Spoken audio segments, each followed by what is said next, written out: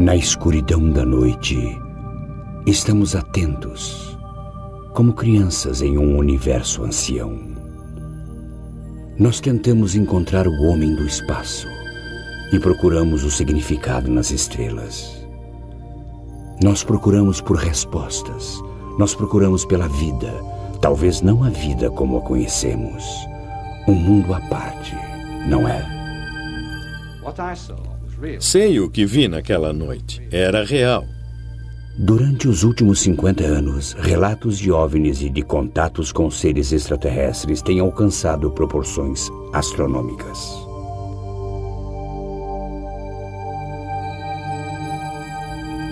Esses relatos podem ser definidos como fraudes? Foi muito fácil reproduzir essas fotos. Um fenômeno natural?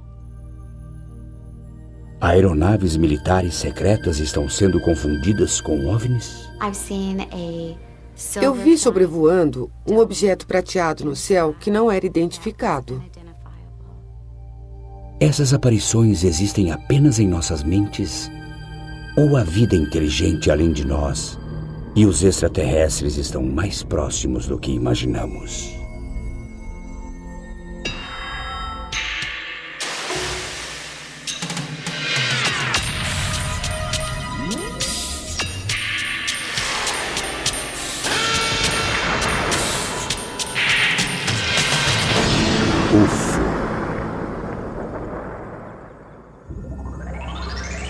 Razões para acreditar. Há tempos ficamos intrigados com a possibilidade de vida em outros planetas. E a nossa cultura popular tem estado repleta de imagens de OVNIs há décadas.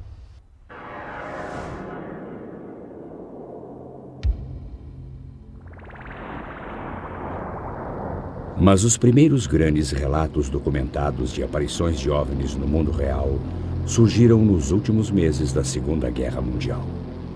As aparições que tivemos aqui, acho que foram em 1944, em novembro ou dezembro, víamos essas esferas de luz que voavam nas asas de nosso avião.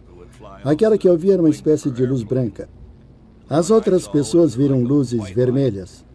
Algumas viam luzes verdes. E algumas relataram que iriam tentar perseguir uma delas. Elas jamais conseguiriam pegar uma.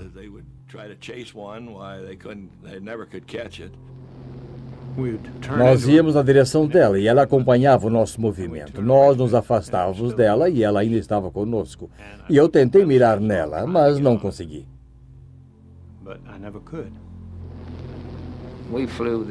Voávamos no mosquito britânico, que era capaz de desenvolver 833 km por hora.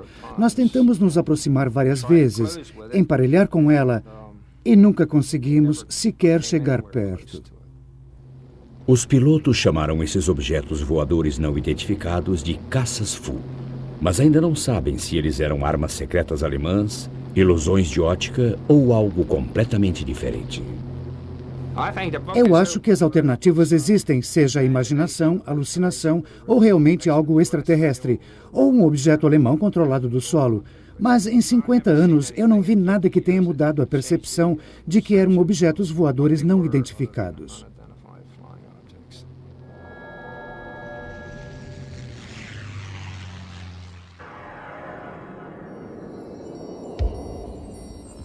Dois anos após o fim da Segunda Guerra Mundial, no estado de Washington, um piloto particular chamado Kenneth Arnold relatou ter visto uma aeronave de aspecto peculiar perto do Monte Rainier. A aeronave aparentemente começou a se mexer e se virar e estava voando mais rápido do que qualquer coisa que Arnold já tinha visto. A notícia sobre a aparição foi espalhada pela imprensa e o termo discos voadores foi cunhado.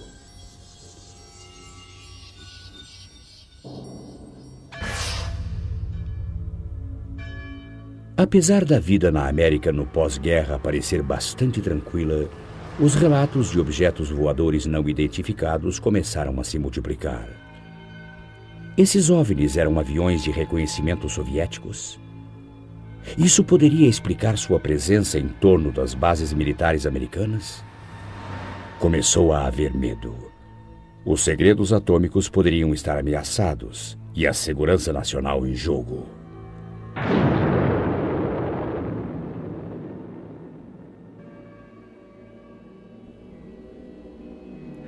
Dada a sua potencial importância, os relatos de OVNIs e os raros filmes de testemunhas não chegaram à polícia ou aos cientistas. Em vez disso, durante 22 anos, eles foram coletados como parte do Projeto Livro Azul para investigação pela Força Aérea. O chefe do projeto explicou o motivo. Antes de mais nada, tentamos determinar se o fenômeno dos OVNIs é uma ameaça à segurança dos Estados Unidos.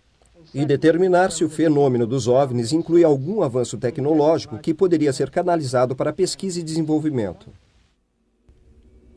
Finalmente, em 1969, os arquivos foram fechados. A conclusão da Força Aérea: nenhuma ameaça e poucos dados. Eles analisaram 3.201 aparições.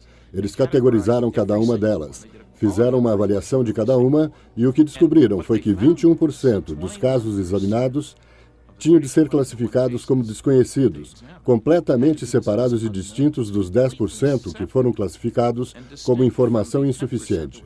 Descobriram que quanto melhor a qualidade da aparição, maior era a probabilidade de ser algo desconhecido. Ainda assim, o que o secretário da Força Aérea disse ao público? Ele disse: acreditamos que nenhum objeto, descrito como disco voador, já tenha voado sobre os Estados Unidos. Muitos ainda não estavam convencidos das descobertas oficiais do governo, e sua descrença pareceu encontrar apoio por algum tempo, em 1987. Foi então que o pesquisador britânico Tim Good pôs as mãos num documento informativo que foi endereçado ao presidente eleito Dwight D. Eisenhower e datado de novembro de 1952.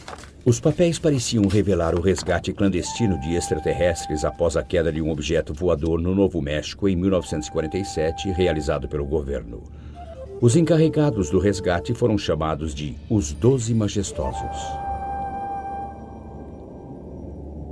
Segundo esse documento, um fazendeiro local relatou ter encontrado um disco voador que tinha caído a 120 quilômetros a noroeste do aeroporto militar Roosevelt.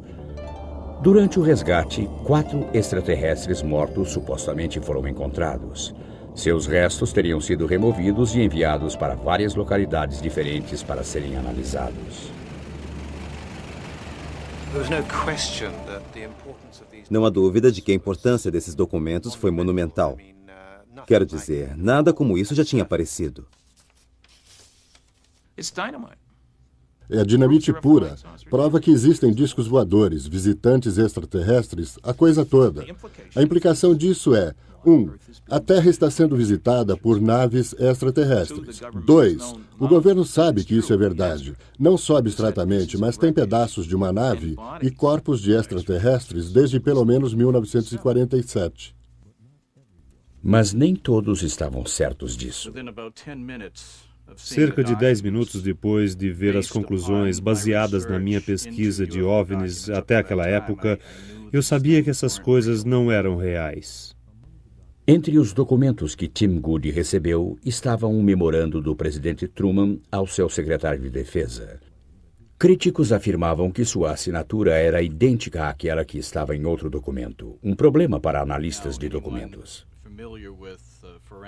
Qualquer pessoa familiarizada com análise forense de documentos sabe que uma pessoa nunca assina o seu nome 2 vezes da mesma maneira. E isso sugeriu que a assinatura do documento genuíno, que provava que não era um OVNI, tinha sido cortada por um falsificador e colada nesse falso documento presidencial para dar um ar de autenticidade.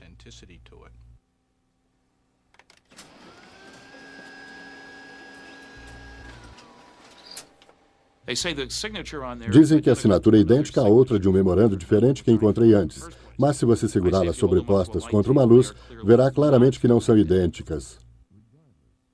Independente disso, apesar do próprio Tim Good admitir que a carta pode ter sido forjada, ele não descartou a informação contida nela. Estou convencido de que seja quem for que tenha fabricado aquele documento, se foi fabricado, deve ter tido acesso a informações internas. Não há como não ser assim. E não há dúvida alguma de que os documentos dos 12 majestosos levaram as pessoas para a direção certa, e acredito que as informações contidas neles são precisas. Para obter uma visão mais completa da documentação do governo, o grupo Cidadãos contra o Sigilo de Informações sobre OVNIs foi ao tribunal. A Agência de Segurança Nacional, entretanto, tentou impedir. Entramos com uma petição solicitando o documento ultrassecreto de 21 páginas. O juiz responsável achou procedente e nós o conseguimos. O único problema é que quando você começa a lê-lo, descobre que está todo censurado. 75% do documento não está lá. E as pessoas disseram, raspem a parte censurada. Não havia nada por baixo. Era uma xerox.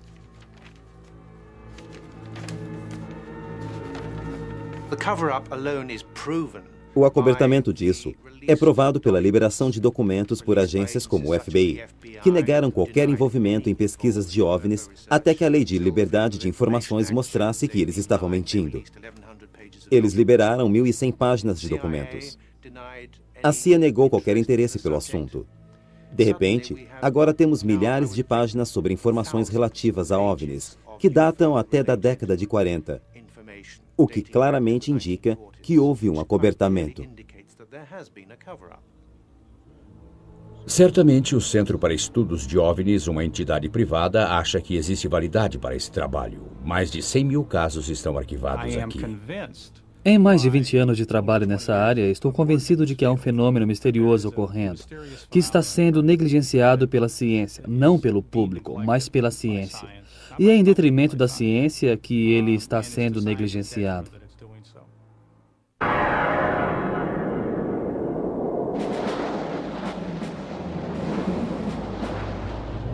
Em março de 1990, na antiga União Soviética, caças são enviados para investigar luzes pulsantes a nordeste de Moscou. Durante 3 horas e meia, eles perseguem as luzes que se moviam a velocidades de até 4.800 km por hora. Nenhuma imagem de radar apareceu nas telas nas estações de solo, mas fotografias foram tiradas e o rastreamento térmico produziu resultados. Para o chefe das Forças de Defesa Aérea, esses resultados secretos eram provas suficientes da existência de OVNIs.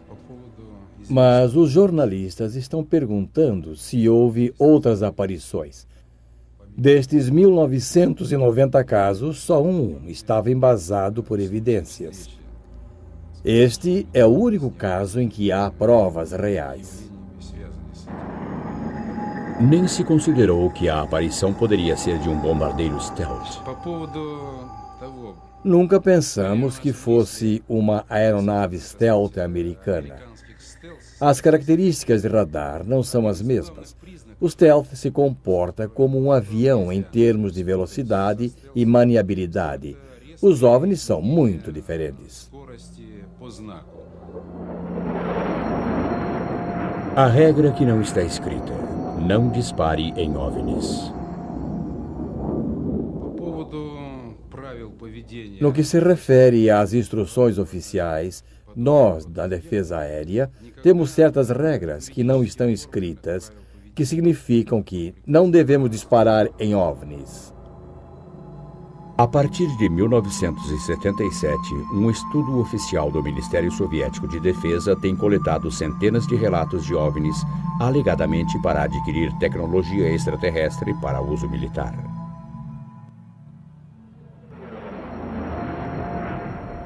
Seus arquivos listam muitos casos. Em um caso, um piloto relatou ter visto uma luz se aproximando quando, de repente, sua aeronave começou a descer rapidamente. Apesar de ter aterrissado em segurança, houve danos na asa esquerda.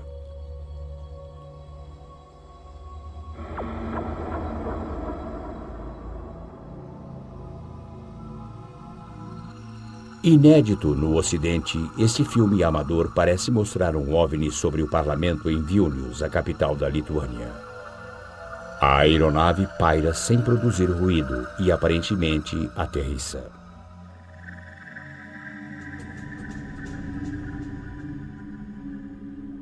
Ao amanhecer do dia seguinte, a milícia local gravou estas imagens em vídeo.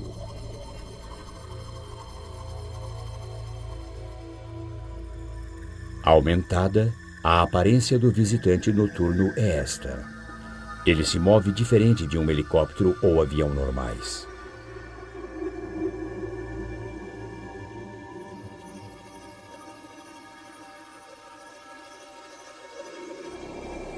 Em outro incidente soviético, centenas de pessoas acharam que viram um OVNI gigante sobre a cidade de Petrozavodsk, no noroeste da Rússia, em 1977. Mas estudos estabeleceram que era o propulsor de um satélite lançado secretamente. Ainda na Academia de Ciência Soviética, tais fenômenos são considerados dignos de uma investigação séria. Além dos estudos militares, este corpo governamental para pesquisa acadêmica coordena uma coleta nacional de informações para análise científica. Aqui, o Comitê Central de Estudos de OVNIs coleta dados de 10 outras academias científicas. Eu gostaria de dizer algumas palavras sobre nossos métodos. Para algumas aparições, realizamos investigações de campo. Uma aparição aqui resultou em 12 anos de pesquisas.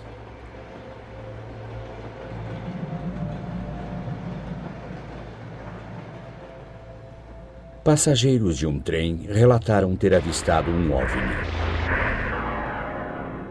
Uma aeronave metálica que aterrissou nas suas proximidades.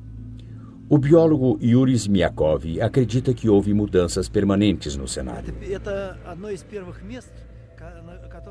Acreditamos que este pode ter sido um local de aterrissagem. Esse é um lugar muito interessante, porque tem campos magnéticos muito fortes. Seus experimentos descobrem que criaturas vivas estiveram neste local. Essas descobertas são consistentes com os estudos de outros lugares onde OVNIs aterrissaram, onde o solo aparentemente parece não ter mais vida, nem mesmo micróbios. O mais intrigante de tudo é que amostras de terra tiradas dos locais de aterrissagem contêm minúsculas esferas. Seu trabalho o levou a concluir que essas esferas eram de origem extraterrestre, contendo DNA, a semente da própria vida. Nos Estados Unidos, testes dessas amostras foram divididos. Os resultados indicam que as esferas são de origem desconhecida ou partes comuns de sistemas de filtragem de água do solo. Ainda assim, alguns pesquisadores russos acreditam que microtecnologia extraterrestre está sendo colocada aqui por gatunos interplanetários. Dado o interesse mundial, os pesquisadores têm tentado classificar relatos de aparições de OVNIs e encontros com extraterrestres. Quando um objeto voador não identificado é visto, mas nada mais, ele é rotulado de contato imediato do primeiro grau. Quando deixam rastros, ele se torna do segundo grau. Depois, existem os contatos imediatos do terceiro grau, quando as pessoas relatam ter observado extraterrestres. Nos contatos imediatos do quarto grau, a testemunha realmente interage com os extraterrestres. Em novembro de 1980, em Todmorden, Inglaterra, Alan Godfrey, um experiente oficial de polícia, estava numa ronda noturna quando viu um objeto que não podia identificar. Eu estava fazendo minha ronda noturna, então decidi que iria a um determinado local naquela noite. Quando eu estava para voltar, eu vi na Fernley Road aquele objeto. Quando eu cheguei perto, ficou evidente que eu não estava olhando para uma coisa que normalmente encontraria ao amanhecer em Todmorden, sabe? Achei que poderia ser um balão de ar quente que tinha caído. Mas, obviamente, quando me aproximava mais, percebi que era um objeto metálico, feito pelo homem. Era uma coisa construída, não era uma alucinação, era real. Esse objeto tinha 6 metros de largura. Tinha 4,30 metros de altura. Tinha o formato de diamante. A metade inferior dele girava, a metade superior estava parada. Tinha uma série de janelas escuras, ou poderiam ser painéis. E se eu saísse do carro, pegasse um tijolo e atirasse nele, provavelmente descobriria se eram janelas ou não. As árvores que se alinhavam à beira da estrada estavam sacudindo violentamente, mas ainda assim, enquanto eu estava dando partida no carro, não senti nenhuma vibração. Não ouvi ruído algum, mas é claro que eu não ia sair do carro. Peguei a minha prancheta, coloquei-a no meu joelho e comecei a desenhá-lo. Mas quando estava desenhando o objeto, de repente eu estava do outro lado dele, dirigindo o carro da polícia, e o objeto tinha partido. Um período de tempo tinha passado. Após uma regressão hipnótica, o policial lembrou-se de mais detalhes. Existe uma escuridão completa e depois uma sensação de flutuação, como se eu ou outro veículo, seja o que for, estivesse flutuando. Depois acordei num quarto. Nesse quarto havia um humanoide muito alto.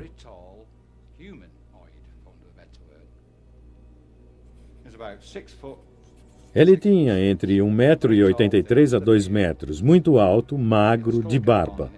Ele vestia uma touca cirúrgica e estava com seu avental branco. O que aconteceu depois foi que pediram para eu subir nessa cama. Ele me fez perguntas e eu não sei como as fez, porque a sua boca não se movia. Ele não estava falando. Ele queria que eu subisse na cama. Obviamente, fosse quem fosse, ele tinha uma espécie de influência nos meus pensamentos. Ainda assim, me senti à vontade com ele. Me senti confortável com ele. Tive a impressão de já conhecê-lo antes. Eu não sentia medo dele ou algo assim. Eu não senti que estava em perigo. Então, estou na cama e essas coisinhas horríveis aparecem.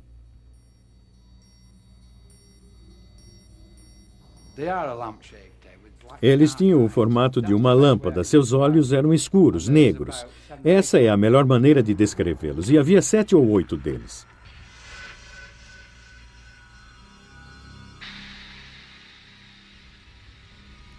Policiais nas proximidades disseram que tinham visto uma luz no céu e Alan Godfrey insiste que seu encontro foi genuíno. Sei o que vi naquela noite. Era real. Era muito real. Em 1974, em Landrillo, país de Gales, os moradores sentiram grandes tremores.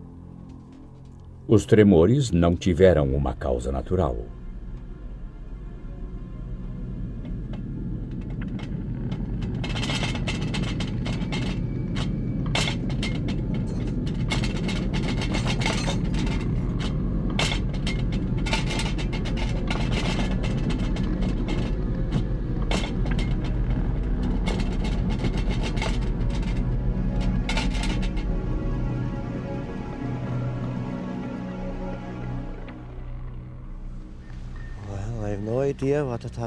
Bem, não tenho ideia alguma do que aconteceu. Não acho que tenha sido um terremoto, sabe? Ainda acho que não foi um terremoto. John Roberts não foi o único abalado naquele dia. Hugh Edwards achou que tinha visto um disco voador. Eu vi esse objeto vir da montanha. Era do tamanho de um ônibus. Era luminoso de uma ponta a outra. Ele atravessou a montanha em direção à estrada. Eu estava bem ali. Ele mergulhou como se fosse bater e sumiu da minha vista, indo para o vale. Bom, eu já tinha ouvido muitas coisas sobre discos voadores e pensei, bem, é isso aí. O único som que eu ouvi era como passando pelo ar. Realmente eu fiquei muito surpreso ao vê-lo.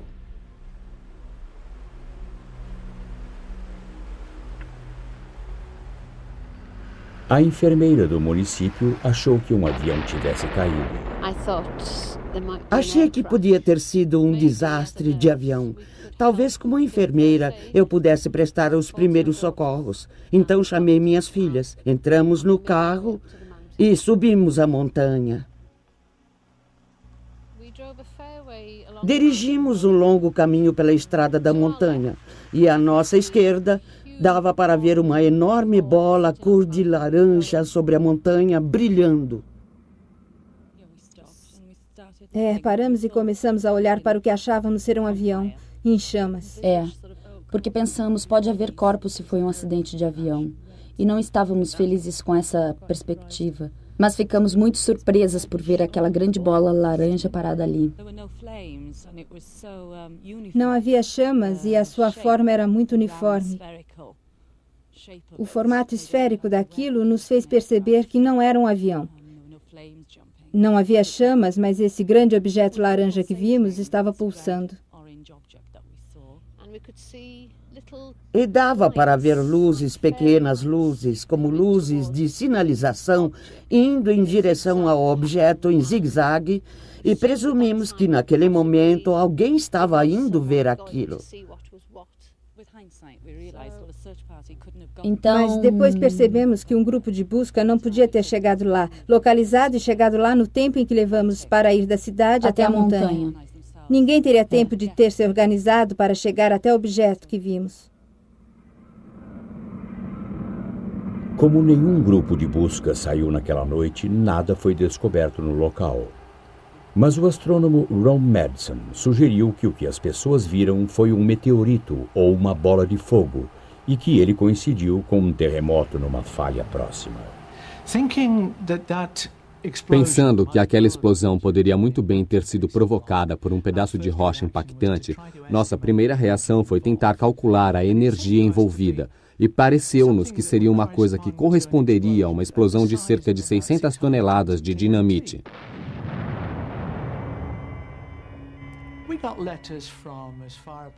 Recebemos cartas de lugares como Penzance e do norte da Irlanda e de Derby, todas relatando visões de uma luz brilhante, com um brilho comparável, talvez à meia-lua, movendo-se pelo céu com a velocidade de um avião, mas sem som, e deixando um rastro de fumaça, exatamente como um objeto em chamas caindo. Nos dias seguintes, perceberíamos, é claro, que a cidade não está muito distante da falha bala, que está ativa e vem se movendo regularmente há milhares de anos. E naquela época, nós não sabíamos, mas naquela noite houve movimentação na falha. E isso é uma evidência incontestável. Foi uma coincidência.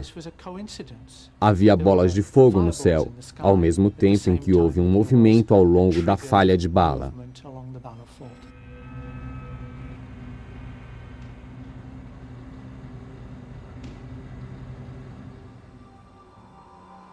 Outra aparição britânica muito divulgada também provou ser atribuível a causas naturais, mas não antes que muitos acreditassem ter visto um OVNI. Em março de 1981, o policial Derek Ingram viu e fotografou o que muitos acharam ser uma nave extraterrestre que tinha aterrissado numa escarpa ou encosta. Eu estava na cozinha da delegacia de Coracle. Eu olhei pela janela para a encosta e vi uma luz brilhante muito intensa, uma grande faixa de luz na face da rocha. Observei a luz talvez por uns 10 minutos e achei que valia a pena tirar uma foto porque era algo incomum. Eu dirigi até o morro e andei pela encosta para tentar encontrar alguma coisa. Talvez algo tivesse caído ou algo tivesse acontecido. Não havia nada lá em cima, não encontrei nada que pudesse explicar as luzes.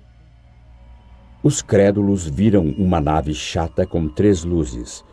E como a imprensa estava presente, pesquisadores tentaram identificar os visitantes. Depois que as fotografias foram tiradas, os negativos entregues à Sociedade Ufológica de Yorkshire, que passou 2 anos investigando o caso, enviaram os negativos à Sociedade de Observação de Discos Voadores na América para um reconhecido analista alemão. Nenhum dos grupos conseguiu apresentar uma explicação satisfatória e, de fato, a Sociedade de Observação de Discos Voadores disse que a explicação mais provável era a neve. Em 1983, a Sociedade Ufológica de Yorkshire levou o caso a público e afirmou que aquela ainda era a melhor evidência de que uma neve tivesse sido vista nas Ilhas Britânicas.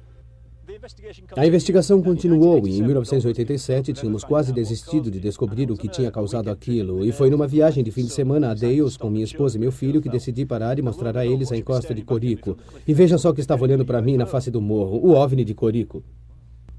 O que encontraram certamente foi uma surpresa. Estamos a cerca de 335 metros no penhasco de Yorkshire e este é o OVNI de Corico. Pode não parecer muita coisa de perto, mas dá para ver as 3 bolas de luz da fotografia. Elas são criadas aqui, e aqui, por uma ilusão complicada, uma mistura de líquen branco, líquen verde e arenito silicoso de Yorkshire, que contém cristais de quartzo e a água da chuva. Tudo isso, quando iluminado de determinado ângulo com a chuva ou umidade, dá a ilusão dessas 3 esferas de luz. Em alguns dias, podem ser muito brilhantes e noutros podem ser muito fracas. Naquele dia, quando Derek Ingram as viu, estavam muito brilhantes e foi isso que criou nele a sensação de que estava vendo uma coisa incomum, apesar dele ter olhado por sua janela todos os dias nos 2 anos anteriores e não ter visto nada. Apesar de algumas aparições poderem ser explicadas claramente como fenômenos naturais, os OVNIs continuam a povoar a imaginação do público e há muitos embusteiros prontos para lucrar com esse fascínio.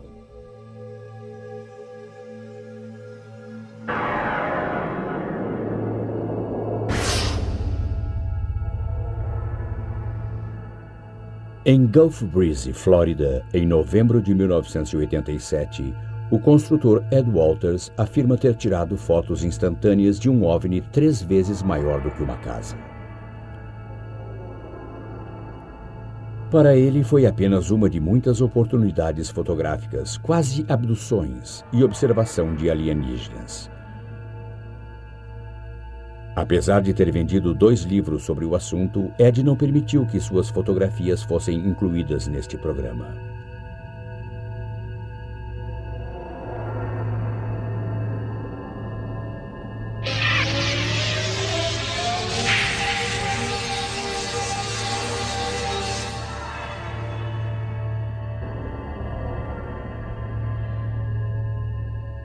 Fotografias como estas não são difíceis de falsificar. Com um pouco de conhecimento, um modelo de isopor e a câmera certa. É muito fácil reproduzir essas fotos. Ele tirou a maioria dessas fotos, cerca de 30 delas, com uma câmera Polaroid 108. É muito fácil conseguir dupla exposição do filme nesta câmera. Se você não puxar o cartucho, pode apertar o botão e expor aquele mesmo cartucho de novo. Você tira uma foto do modelo do OVNI lá dentro, sai, tira uma foto do céu e deixa o cartucho revelar o resultado. Então você terá uma exposição dupla, terá um OVNI voando no céu.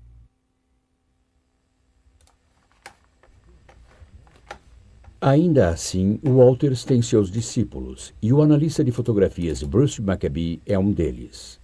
Físico pesquisador do governo, Maccabee acredita em OVNIs e é o autor de muitos estudos científicos sobre eles.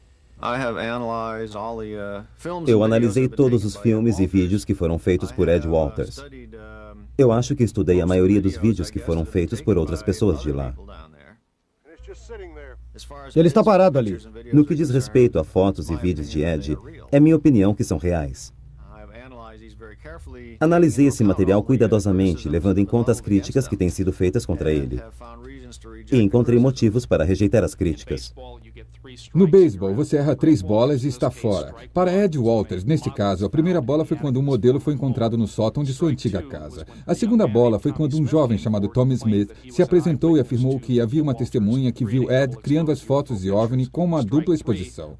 A bola 3 foi quando eu fiz experiências fotográficas e fui capaz de duplicar muitas dessas fotos, especialmente as fotos difíceis como o OVNI pairando sobre a estrada. Então, a minha conclusão é, errou 3 bolas e está fora. Publicamos as primeiras fotos das aparições de Gulf Breeze em novembro de 1987.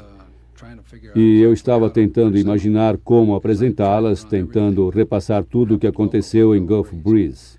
Quando meu pessoal entrou, eu disse: vocês não vão acreditar no que vamos publicar no jornal esta semana. E mostrei as fotos.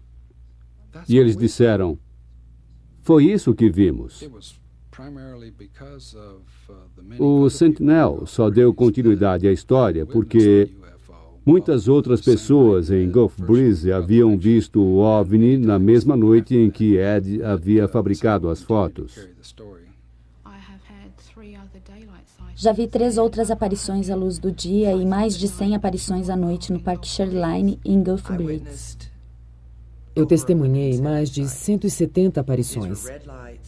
Eram luzes vermelhas, vermelhas e brancas, pairando sobre e em volta de Gulf Breeze, na Flórida. Já vi uma cúpula prateada não identificada no céu. Nunca tinha visto algo assim antes. E foi simplesmente inexplicável.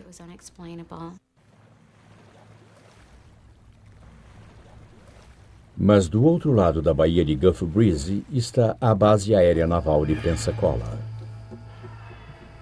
Uma explicação encontrada pelos habitantes é que algumas aparições não passam de brincadeiras feitas pelo pessoal da Marinha na base.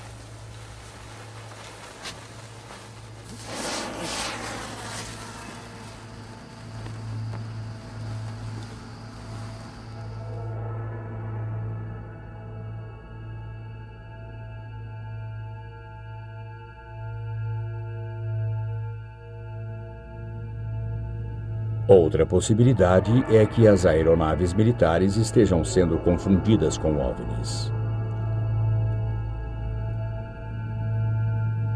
Por exemplo, a maioria das pessoas reconheceria os VADs, veículos aéreos desabitados, projetados para reconhecimento e observação secretos?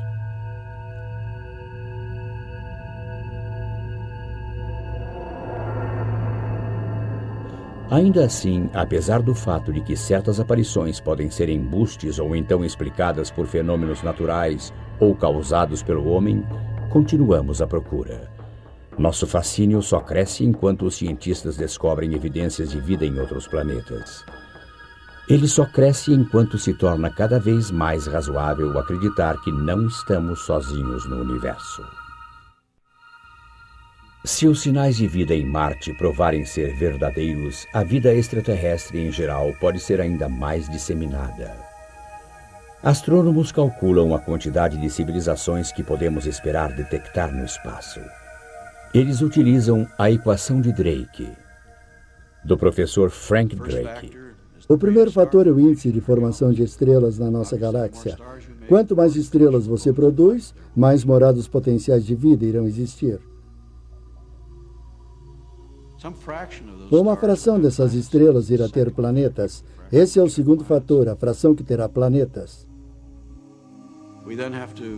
Depois temos que levar em conta a quantidade de planetas em cada sistema que são potenciais moradas de vida. O próximo fator é a fração de sistemas de coisas vivas que dão origem à inteligência. O fator seguinte é a fração de sistemas de criaturas inteligentes que desenvolvem alta tecnologia, uma tecnologia detectável. Mas quanto tempo duram? Por quanto tempo são detectáveis? Talvez sejam destruídos por acidentes cósmicos, talvez de maneira ruim, através de uma guerra nuclear. Achamos que provavelmente se tornam indetectáveis porque sua tecnologia ficou tão sofisticada que não há desperdício de energia. Eles não liberam energia para o espaço e, portanto, não há sinal deles para ser detectado. E então dizemos, bem, deve haver alguma longevidade. L, a extensão de tempo durante a qual uma civilização é visível. E agora, se tomarmos o índice de produção e o multiplicarmos por aquele L, o resultado final é o que começamos a descobrir, que é a quantidade de civilizações detectáveis no espaço. E a quantidade está aumentando. 7 novos planetas foram descobertos no último ano. Um desses planetas é quase tão grande quanto Júpiter, do tamanho da 4ª estrela mais próxima do Sol. Um planeta orbitando a estrela 51 na constelação do Pégaso. A última estimativa da quantidade de galáxias agora é 50 bilhões. A quantidade estimada de civilizações detectáveis é de 100 milhões de milhões. Alguma dessas civilizações em potencial está tentando se comunicar conosco? 7. A busca por inteligência extraterrestre está na escuta.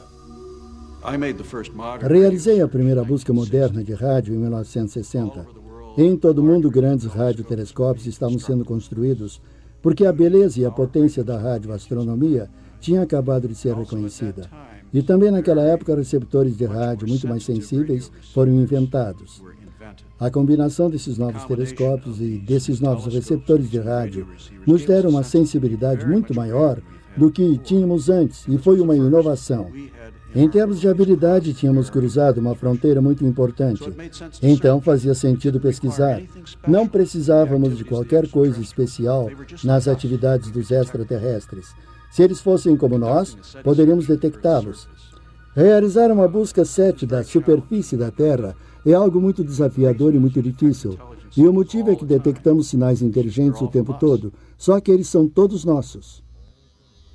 Todos criados por nós, e alguns com uma vida incrivelmente longa. Sinal de chamada GBTT, Golf Bravo Tango Tango.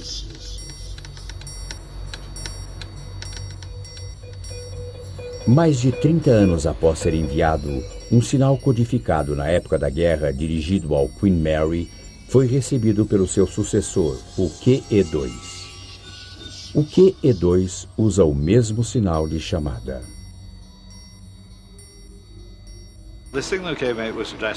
O sinal veio e estava endereçado para Golf Bravo Tango Tango, que é o sinal de chamado do QE2, mas eram as letras sinalizadas do Queen Mary. E o oficial de rádio que recebeu o sinal reconheceu o Golf Bravo Tango Tango e pensou que era para esse navio.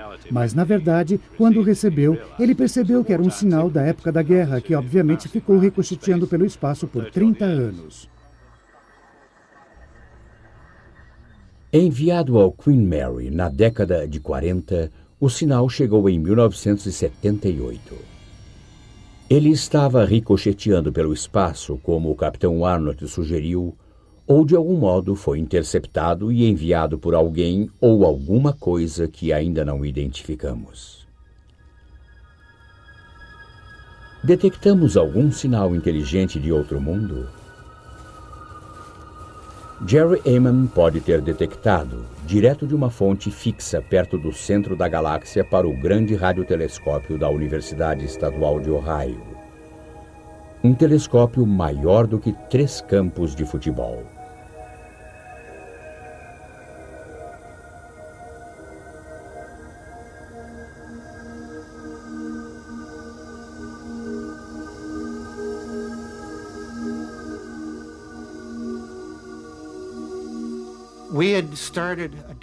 Tínhamos iniciado uma análise de dados em 15 de agosto de 1977, que durou cerca de 3 dias. Enquanto eu estava olhando os dados impressos, estava gravando e marcando todos os sinais fortes, fora do comum. E me deparei com um que era muito mais forte do que qualquer um que já tinha visto. E fiquei tão surpreso com isso que escrevi a palavra "uau" como um ponto de exclamação na margem, sem mesmo pensar.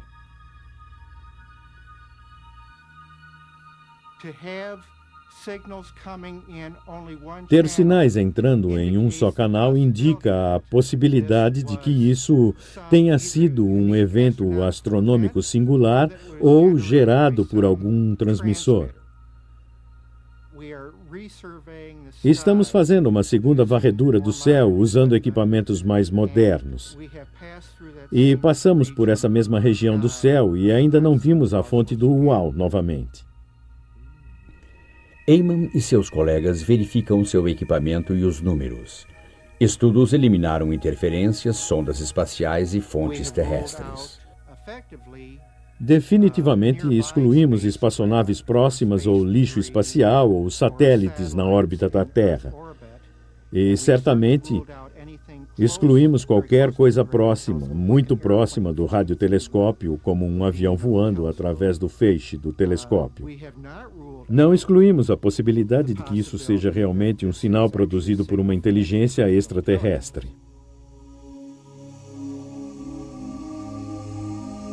A transmissão de um sinal é uma coisa, mas existem maneiras de se viajar essas vastas distâncias do espaço. Se você imaginar que este balão é o nosso universo, vivemos em 3 dimensões na superfície do balão. E foi sugerido que pode existir o que chamam de buracos, que atravessam um balão de um lado a outro, ou conectando pontos, o que nos permitirá viajar de um lado do balão até o outro através de um atalho.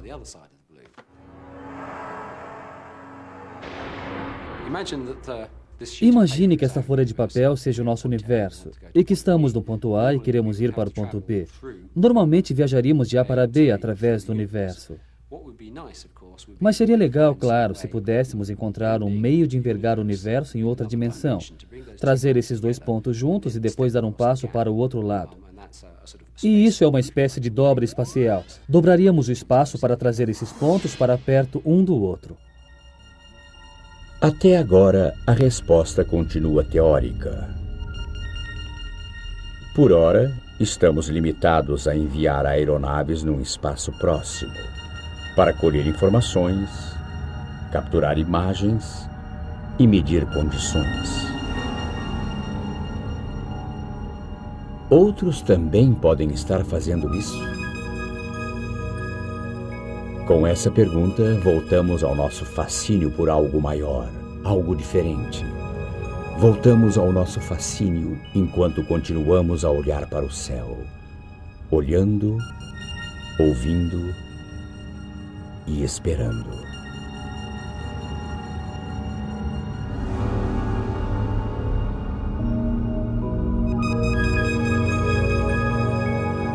Versão brasileira, Tempo Filmes, São Paulo,